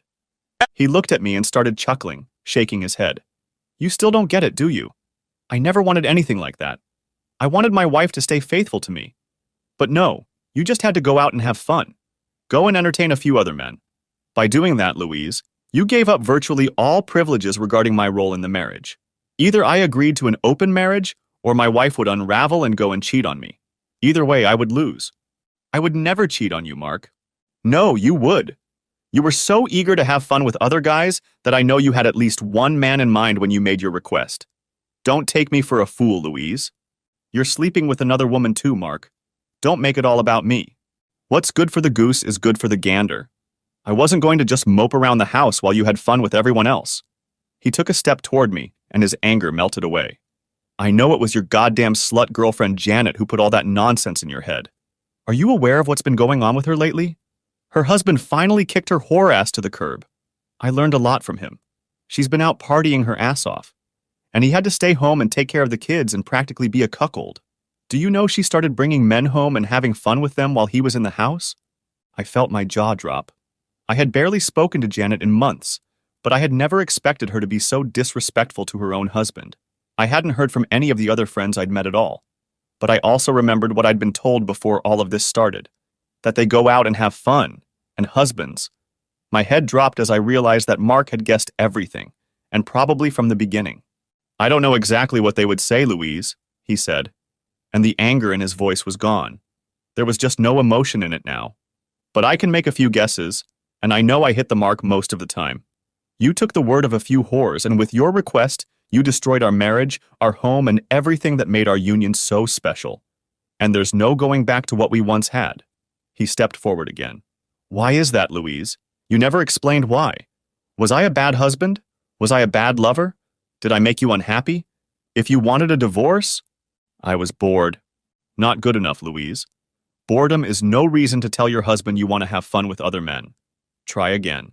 I met his gaze, his figure blurring slightly as my eyes filled with tears. The problem was that I still couldn't explain it, at least not without destroying what was left of our marriage. I'd had plenty of time to realize that I'd made an incredibly selfish request, forced him into an arrangement he didn't like, and listened to bad advice from friends who I should have realized didn't have the best intentions for my marriage. Because Janet and the girls were having fun, dating handsome men, acting like they were 21 again. And I found that attractive, okay? Every night when we went out, they filled my head with all the things I could do if we had an open marriage. I could date other men. My head was filled with stories of all the advantages and opportunities. And what did they say about the poor little husband who had to deal with that? I lowered my head again. It was time to be frank with him. Janet said it was never a fair arrangement, I whispered. I never wanted anyone else, Louise, he said sadly. Until that night, I was a happily married man, in love and devoted to my wife, and I would have done almost anything to make her happy. But your act showed complete disrespect for me as a husband and showed your true thoughts about our marriage. I sighed to myself. We hadn't spoken in such a long time since the night he'd agreed to this arrangement, but the thought never left me that this was the death knell to our marriage. I knew there was no going back. His love for me had faded, at least as far as I was concerned as his wife. What do we do, Mark? Keep this arrangement until the children are 18. Then we'll decide what to do. I realized what he wanted to do and burst into tears. What I didn't expect was for him to put his arms around me, and it broke me completely. I collapsed on top of him, my legs almost leaving under me as I held onto him with all my might. I knew he didn't love me, but somewhere in the back of my mind, he probably still didn't want to see his wife cry. The love may be gone, but I guess the hate was gone too. We'll spend Christmas together, Louise, he finally said. But I'm living my own life now. Our marriage is practically over. You should realize that by now. You're trying to hold on to something that has withered and died over the last year or so. And even if I stop everything? You're a very different woman now than the one I married. And I'm definitely not the man you once married, or the man you asked for. I don't want to lose you, Mark. You're my husband, and no matter what you think, I still love you. I felt him sigh. But to my joy, he didn't let go of me, his hand still gently caressing my back. But he continued to remain silent. Perhaps for the first time ever, he didn't want to say anything he knew would hurt me. I already knew the truth. He didn't need to say anything else. I knew what he was thinking, what he was going to do eventually, and I knew there was probably nothing I could do to stop it, and I couldn't hate him for that. Finally, he let go of me and stepped back, giving me a chance to wipe my eyes. I met his eyes. There was no real warmth in them, but he seemed to understand my emotions. Do you want some dinner? He asked. I almost cried again. It had been too long since the two of us had had dinner together. I smiled as we cooked something simple, but filling rather quickly, marveling at how well my husband was doing in the kitchen now. When we sat down at the table, the conversation was awkward, and some topics were definitely off limits. But after he'd had a couple beers, we started reminiscing about past times. You know, I never asked where the kids are, I finally asked. Zara is out with her friends. Matthew is at a sleepover with friends right now, and I was just enjoying a night alone. Oh, it's okay, Louise. I think we needed this conversation tonight. Zara hates me? He shook his head. No. She doesn't hate you, Louise. She's Daddy's little girl, and she doesn't like that her mom has a boyfriend. What does she think about Daddy having a girlfriend? I replied. To this, he chuckled slightly. Well, I think she's a little jealous, since if not Emily, she's certainly been neglected in the first few months. Do you love Emily, Mark? You know I love Emily. She's been my best friend for most of my life. Are you with her now? I asked quietly. No. She's been there for me as a means of support. She won't be with me until we're divorced. Wiping my cheeks, I couldn't hold back the tears. Are you serious about this? Divorce, I mean? Are you really happy in our marriage, Louise? This is the longest conversation we've had in the last year, and the longest we've been in each other's presence in months. I would give anything to have things the way they were before. But you can't turn back time, Louise. What's done is done. But he changed the subject and invited me to have a drink with him in the cabin he called his own. It was decorated with love, it was incredibly warm, and not surprisingly, the kids loved spending time there with him. We shared a bottle of wine as we continued to talk about the past. It was better than talking about the present or the future. When I woke up the next morning and felt someone's arms around me, I opened my eyes and saw my husband sound asleep. I realized that I had probably gotten a little drunk, but disappointment overtook me when I realized that nothing had happened. Mark opened his eyes and looked at me in surprise for a few seconds. Then he smiled at me. Apparently, we had a bit to drink last night. We're both still dressed, though, so... I have no indication that you made love to me, Mark. Snuggling closer, I asked, would you be interested? When was the last time you did it? Over a week ago. At that, he raised his eyebrows. I've never stopped finding you attractive, Louise. You're still a beautiful woman. Do you mean that? Of course I am. I'm not going to lie to you about something like that. Mark, I know you don't particularly like me, but would you like to entertain your wife? We haven't done anything in over a year. I really miss being with you. He sighed and pulled me tighter to him, whispering that he was sorry. I whispered back that he would never apologize. I still remembered that part of our agreement. He had closed off a part of himself from me, and he couldn't give me that part anymore. Thank you for telling me I'm still beautiful, I whispered. He disappeared to take a shower, then got dressed and had a quick breakfast. As he was leaving, I stopped him and asked if I could have a hug. He put his bag down and, for the first time in a year, hugged me. I clung to him as tightly as I could, not wanting to let him go. In a way, it was a symbol of the end. One last hug before he left, but I knew that one day we would hug one last time before our marriage ended. I love you, Mark, I whispered. I've never stopped loving you, not even for a second. He didn't say anything back. I guess he didn't want to hurt my feelings this early in the morning. I followed him to the driveway, watching him get behind the wheel of his SUV. I couldn't resist waving at him and he pulled back and honked, getting ready to leave. Mark, you're 18 now, honey, I said to my daughter, and Matthew is 16. I think it's time. Are you finally going to divorce her? You shouldn't be so excited about the idea, Zara. Dad, your marriage has been a sham for too long, and you deserve to be happy with someone who will love you. I'll have to let Matthew know. And when your mom gets back, I'll put her at the table and give her the paperwork. I'd prefer it be a joint application. That way it will go faster and without much delay. Your mom is aware that I want a divorce, so hopefully this won't come as too much of a shock to her. Did you tell Emily? Yes. She wanted to wait until we were divorced, but we've both waited long enough to be together. I'll discuss living arrangements and everything else with your mom. Louise, at least, hadn't lied to our son. Since she had started her relationship with Tom, having learned his name from our son, she had spent time with him when he traveled, but was home most of the time when she wasn't away. We were able to spend Christmas together, and it was almost a reminder of years gone by. I warned my side of the family to be friendly, and her side of the family seemed to be at least a little favorable to me. That one night when we talked longer than we had in over a year helped me thaw out her feelings. I'd even say we became friends again, but the love and intimacy was gone. But we could be around each other, in the same room, and talk to each other easily. I knew she still loved me, and I hoped that maybe I would rediscover my love for her. Although my feelings were more positive than they had been in recent months, I couldn't love her like I used to. And she came home a few nights later and I gave her a couple days to recover.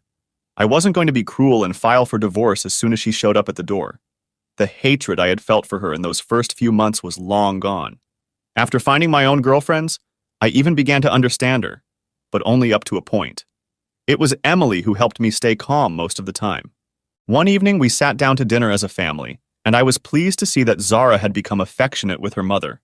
I felt it had to do with her knowing what was waiting on the horizon, but she was sincere enough. As for Matthew, he always loved his mother, although I also warned him of what was in store for him. He was upset, but understood that it was necessary so that his mother and I could move on with our lives. Left alone with Louise, I asked her to wait at the table while I got the papers and placed them in front of her as soon as I sat down. She immediately cried as she realized what it was without even looking at it. "I can't apologize for doing this, Louise. The only thing that could possibly have been done differently was to do it 12 months later.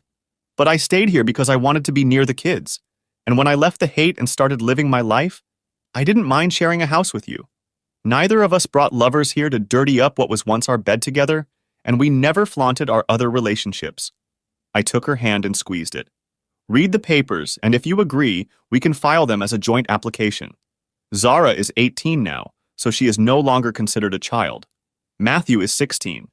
I think it would be best if he stays living here in his home until he turns 18. And what are we to do?" "That's up to you, Louise."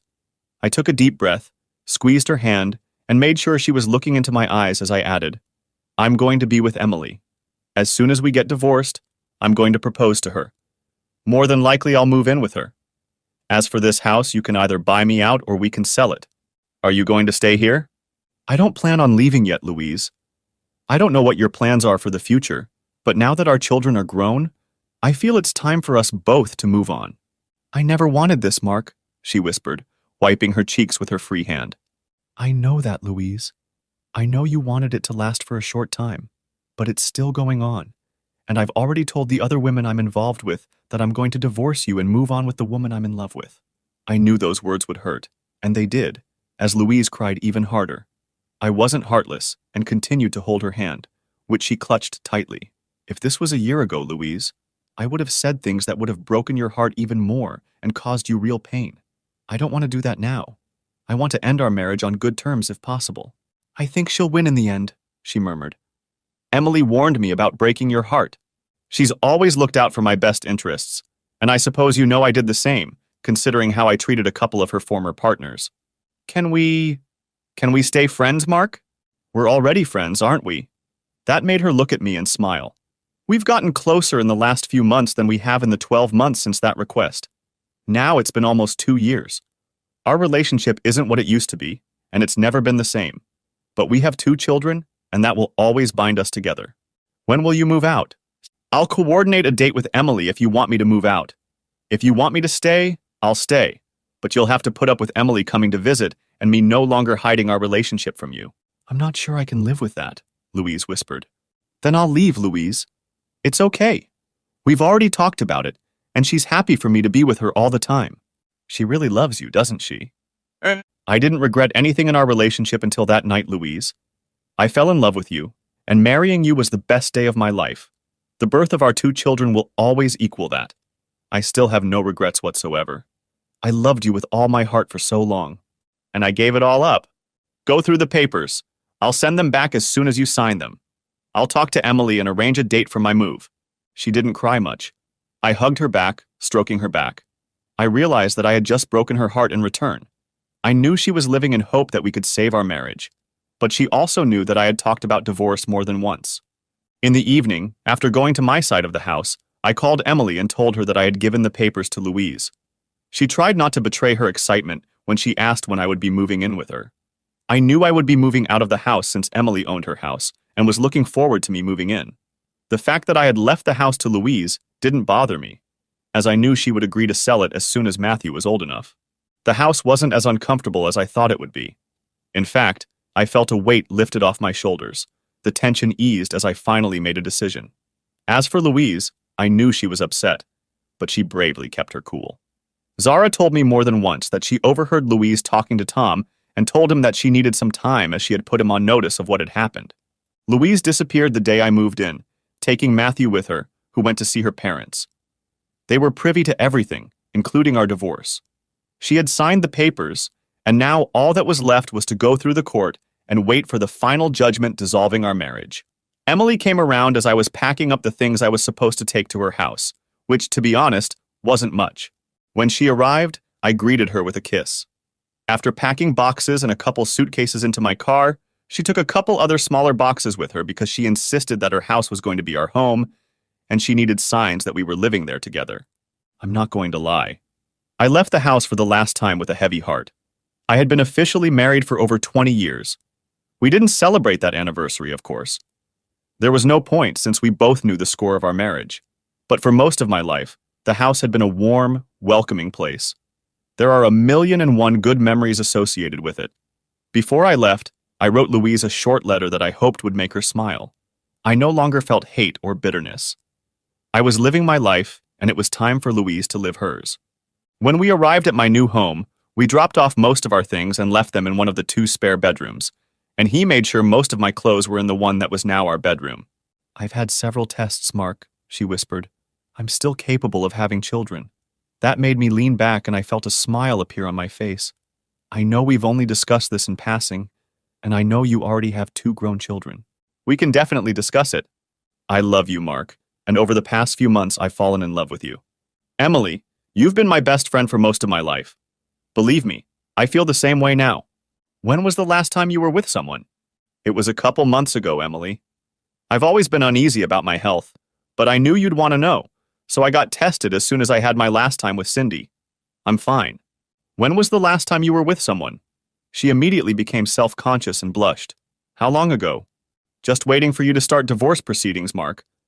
I knew I couldn't wait until it was official. She made dinner for us that night, and we sat at a small candlelit table, sharing a bottle of wine and marveling at how easily the conversation flowed between us. After that, there were no transitions to the living room or the backyard. We loaded the dishwasher and turned it on. Then she took my hand and led me into her bedroom. Emily was nothing like my wife. Shorter. Slimmer.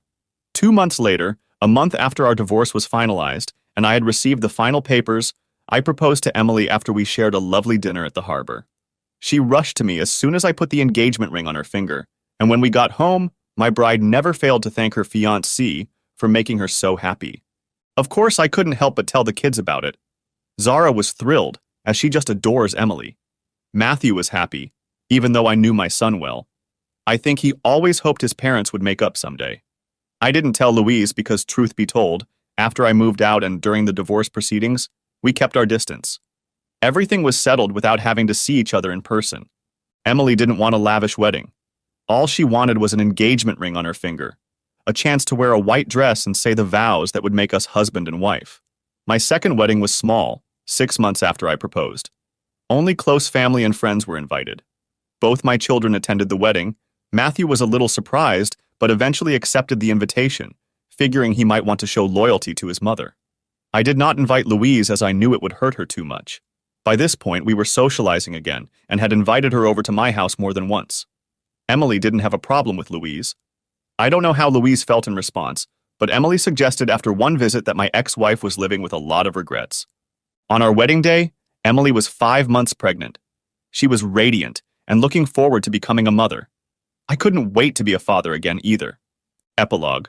Louise. Mark found his happiness the day he married Emily. I wasn't invited, and honestly, if he had, I probably wouldn't have come. I was happy for both of them. After everything that happened, I was happy that my ex-husband was happy, and I knew Emily had waited for her time. I saw pictures on social media and she looked so beautiful. I'll admit I hated her for a while after he moved out, but I just couldn't keep those feelings for long after she invited me to visit, and we talked more than once about everything that had happened. This was supposed to be my happy period. The day I married Mark was the best day of my life, matched only by the birth of our children. I regret the day I made that request to him, and I definitely regret fulfilling it the next day. I knew that day my husband stopped loving me, stopped trusting me, and that was the beginning of the end of everything. My relationship with Tom slowed down in the months following the divorce. Although I loved the man, I knew he would never leave his wife, as he had told me many times. Realizing that I needed to move on, he invited me over for dinner one night, and I told him how I felt. He understood my reasons and, although he was sad, knew that relationships like the one we had eventually come to an end. I certainly didn't blame him for anything to do with my relationship. I had only myself to blame for it. I was alone in the big house, with only my son keeping me company, as Zara had moved out shortly after my father, deciding to share an apartment with a couple of friends while she went to university. I knew she was happy about our divorce, though she never expressed her feelings too verbally, but she still blamed me for everything that had happened. I was grateful that she still talked to me and came to visit at least every weekend. I knew it would take time for our relationship to fully recover. When it came to finding love again, I realized that there are very few men like Mark, and frankly, very few men like Tom. With Mark, I had ruined a beautiful marriage, and Tom was a real good-hearted man. But the small hope that he would want to be with me all the time never materialized. I dated men from time to time. Some men seemed sincere, but most were not worth my time. Many of them were men who had gone through bitter divorces. I was always honest about the reasons for the divorce, and I was called a whore and other names more than once. Others, however, thought I would easily please them. Several years passed until I met a man who seemed worthy. His name was John, and he was a couple years older than me. Good job, his own apartment, and he seemed to really like me. We dated for a few weeks before I finally decided to sleep with him. He was a good enough lover, caring enough to make sure I had an orgasm, but he didn't have the feelings I'd had with Tom or the fireworks I'd enjoyed with Mark. But I decided that's how I was going to go on with my life. The love of my life was gone. Now all that was left was to find a man good enough for me to grow old with. But even that turned out to be a false dawn. It was on Christmas Day that I learned the truth. Upon arriving at his apartment, I found no sign of him, even though we had discussed our plans for weeks. Looking around his apartment, I searched for anything that might tell me where he was. Eventually, I found paperwork, an itemized bill that listed a different address. Without realizing why, I took it with me and drove to it. The house was in the suburbs. Pulling over to the side of the road, I saw his car parked in the driveway and another car next to it that I didn't recognize. As I got out of the car and walked to the front door, I felt a knot in my stomach. Ringing the bell, I waited a few seconds before the door opened, and the face of an unfamiliar woman appeared in front of me. "Hello, can I help you?" "Yes, I'm looking for John." "And who are you?" "I'm not going to tell you my name, but I assume you're his wife." "Yes." "Well, then I am his mistress. I'm very sorry, but I didn't know you existed." "You—" Her eyes darkened for a few seconds. "You didn't know he was married?" "Believe me, I was in an open marriage and was a major cause of his downfall, and I have the scars to prove it. John never talked about being married." I raised my left hand. "He never had a ring on his finger. He stopped wearing it a long time ago. Said it had to do with work." I could feel the anger radiating from her. "Tell me everything you can." "Who is it, sweetheart?" came his voice from the back of the house. "Just someone looking for the street, honey. I'll be there in a couple minutes." I told her everything I could, particularly details that only I could know if I were close to him. I told her details about the apartment he kept, details of our relationship, when we met, how often. I watched her mull it all over, and finally she sighed. "I can't thank you enough for this, whoever you are." John appeared next to her, and I heard him whisper, "Oh, shit. You're an asshole, John. If I had known you were married, I never would have gotten involved with you," I hissed. "I'm sorry." "Diane," his wife said to me as I met her gaze again. "I'm sorry, Diana. I've been through this shit once before. I had no idea." I looked at John again. "You're such an idiot. And by the way, it's over between us. I never lied about my past or why I got divorced. I know I screwed up. And you're just a cheating piece of shit." Getting back in the car, I wasn't going to cry over this piece of human garbage. I felt sorry for Diana, though. I hoped they didn't have kids, or if they did, they were grown, so the divorce wouldn't affect them. No doubt he'd claim I was crazy or lying, but I knew intimate details about this man that only a wife should know. Driving aimlessly around town, I had no idea where to go. The kids were with Emily and Mark and their families. I didn't want to get involved, even though I had a standing invitation from both of them. I stopped at the house I'd kept after the divorce, but I couldn't decide to go inside and spend Christmas alone. Sighing to myself, I put the transmission in gear and drove across town to the house my ex-husband now called home. Pulling up to the house, I walked up to the door and knocked. Mark opened the door after a few seconds, took one look at me, opened the door wider and hugged me while I cried. "I kept ruining everything," I sobbed, snuggling into his chest. What I hadn't expected in any way was to feel another person hugging me. "Stay with us," Emily said. "You're still family, Louise." "Mark? You were always welcome to join us, Louise. Our children are here, and you get to spend time with our daughter, too. I can introduce you as Aunt Louise." I leaned back and looked at his handsome face. He hadn't changed much in the 5 years since our divorce. He looked just as happy as he had in the early years of our marriage. Are you sure you're okay? Both of them took one of my hands each. We're sure, Mark replied. It's Christmas, a time for family, a time for gratitude, but also a time for forgiveness. I've already forgiven you, Louise. I think it's time for you to forgive yourself. My daughter smiled and hugged me as I held my grandson, whom Zara had given birth to earlier in the year. Mark's parents were friendly to me as always. They were introduced to Emily's parents, who were polite and friendly. Matthew hugged me for what seemed like hours. My son is now a young, strong, broad man. After spending the day with such a loving family, I was finally able to smile. Zara, her husband and child, left late in the afternoon, and Matthew flew out shortly after, hoping to spend time with his girlfriend. Both parents left early, leaving me with Mark, Emily, and their 3-year-old daughter. I explained what had happened while we sipped our wine. Both were sympathetic and understanding. Mark offered to go knock his block out, which made me smile. I couldn't stay with them all night, and as I got up to leave, Emily was the first to suggest a place to stay for the night. I'm going to sell the house, I told them. It's a big place that I don't need anymore. I'm going to find an apartment or something. Please stay tonight, Louise, Mark added. We managed to live together for almost 2 years when things were going downhill. Now that we've become friends, you don't have to go away at our expense. Are you sure? I noticed them glance over and then smile. Pack your things, Louise. You'll always be welcome in our home, Emily replied. Enjoying a long shower, I watched from the doorway as Mark read a story to their daughter.